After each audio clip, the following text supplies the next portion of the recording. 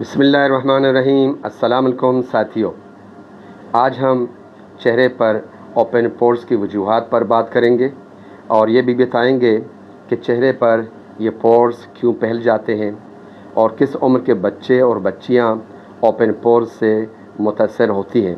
اس موضوع پر تفصیلی بات ہوگی اور آخر میں ہومیوپیتھک علاج سے متعلق کارآمد ہومیوپیتھک ادویات بھی بتائیں گے۔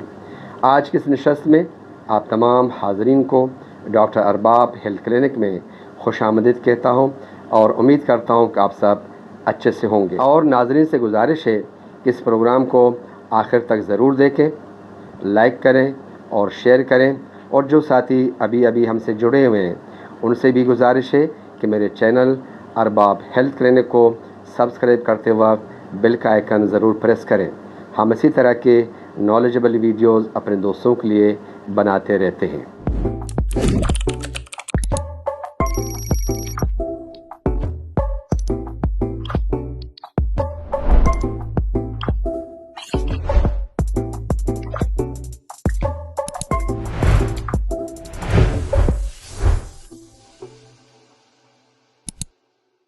چہرے پر کھلے ہوئے مسام یا اوپن پورز جلد کا ایک عام مسئلہ ہے جو خاص طور پر ناک، گالوں اور ماتھے پر زیادہ نمایاں ہوتے ہیں۔ آپ نے دیکھا ہوگا کہ جب ہم اپنے چہرے کو دیکھتے ہیں، خاص طور پر یہاں پر یا یہاں پر دیکھتے ہیں تو اس میں چھوٹے چھوٹے کھڈے ہوتے ہیں۔ وہ عام طور پہ دور سے نظر تو نہیں آتے، لیکن جب نزدیک سے دیکھتے ہیں تو یہاں پر کھڈے نظر آتے ہوں گے، اور آئینے کے سامنے جب کھڑے ہوں گے تب یہ کھڈے نظر آتے ہیں۔ دیکھتے ہیں کہ یہ جو کھلے مسام ہیں یعنی اوپن پورز، جو کھڈے ہوتے ہیں، ان کی وجوہات کیا ہیں؟ ایک وجہ ہے سیبم کی زیادتی۔ جب جلد کے غدود ضرورت سے زیادہ تیل پیدا کرتے ہیں تو یہ تیل مردہ خلیوں اور مٹی کے ساتھ مل کر مساموں کو بند کر دیتا ہے، جس سے مسام پھیل کر بڑے نظر آنے لگتے ہیں۔ دوسری وجہ ہے جلد کی لچک میں کمی۔ عمر بڑھنے کے ساتھ جلد میں کولاجن کی مقدار کم ہو جاتی ہے، جس سے جلد ڈھلنے لگتی ہے اور مسام زیادہ واضح ہو جاتے ہیں۔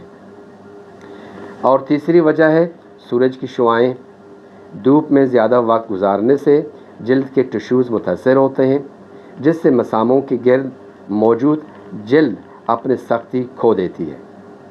اور چوتھی وجہ ہے ہارمونل تبدیلیاں۔ سن بلوغت یا خواتین میں مخصوص ایام کے دوران ہارمونز کی تبدیلی چکناہٹ میں اضافے کا باعث بنتی ہے۔ پانچویں وجہ ہے اسٹریس یا PCOS۔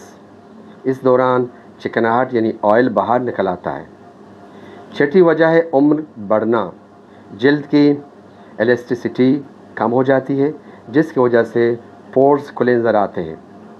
ساتویں وجہ ہے غلط سکن کیئر یا غیر معیاری میک اپ، جس کی وجہ سے مسام بند ہو جاتے ہیں اور پورز واضح ہو جاتے ہیں۔ آٹھویں وجہ ہے ایکنی یعنی مہاسے۔ مہاسوں کی وجہ سے پورز ایکسپینڈ ہو جاتے ہیں۔ نویں وجہ ہے گندگی اور بلاکیج۔ ویسے تو ہر کوئی شخص روزانہ اپنا چہرہ دھوتا ہے، لیکن چہرے کو صحیح نہ دھونا اور میک اپ کو صحیح طریقے سے نہ اتارنے سے گندگی اور مردہ خلیات مساموں میں جمع ہو جاتے ہیں۔ اور 10ویں وجہ ہے جنیاتی اسباب، یعنی بعض اوقات یہ مسئلہ موروثی ہوتا ہے۔ اگر والدین کے مسام بڑے ہوں تو بچوں میں بھی اس کا امکان زیادہ ہوتا ہے۔ تو یہ تین وجوہات، لیکن اب دیکھتے ہیں علاج کے لیے۔ ہومیوپیتھی میں اس مرض کا علاج محض بیرونی نہیں بلکہ جسمانی میٹابولزم اور جلد کی ساخت کو مد نظر رکھ کر کیا جاتا ہے۔ اس مرض کے لیے سب سے بیسٹ میڈیسن ہے سائلیشیا۔ یہ دوا ان لوگوں کے لیے بہترین ہے جن کے مساموں میں گندگی یا پیپ بھرنے کا رجحان ہو اور جلد حساس ہو۔ یہ جلد کو صاف کرنے اور مساموں کو سکڑنے میں مدد دیتی ہے۔ سائلیشیا 12X کی 6 گولیاں دن میں 2 مرتبہ یعنی لینی ہے، صبح شام۔ دوسری میڈیسن ہے کلکیریا کرب۔ اگر جلد بہت زیادہ چکنی یعنی آئلی ہو اور پسینہ بہت زیادہ آتا ہو تو یہ دوا چکناہٹ کو کنٹرول کر کے مساموں کی ظاہری شکل کو بہتر بناتی ہے۔ کلکیریا کارب 30 پوٹینسی کے 5 قطرے صبح شام لینی ہے۔ تھرڈ میڈیسن ہے سورینیم۔ یہ ان مریضوں کے لیے بہترین دوا ہے جن کی جلد انتہائی تیل والی اور بدبودار ہو اور چہرہ ہر وقت میلا نظر آتا ہو۔ یہ جلد کی ساخت کو ہموار کرنے کے لیے جانی جاتی ہے۔ سیرونیم 200 CH پوٹنسی کے 3 قطرے صبح شام لینی ہے۔ نیکسٹ میڈیسن ہے توجا۔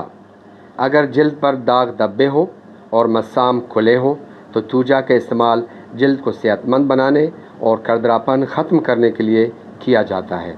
توجا 30 CH پوٹنسی کے 5 قطرے صبح شام لینی ہے۔ اور 5ویں میڈیسن ہے بربرس ایکوفولیم۔ یہ دوا ہومیوپیتھی کی بیوٹی ٹانک کہلاتی ہے۔ اسے پینے کے ساتھ ساتھ گلاب کے عرق میں ملا کر بیرونی طور پر لگانے سے رنگت نکھرتی ہے اور مسام بند ہو جاتے ہیں۔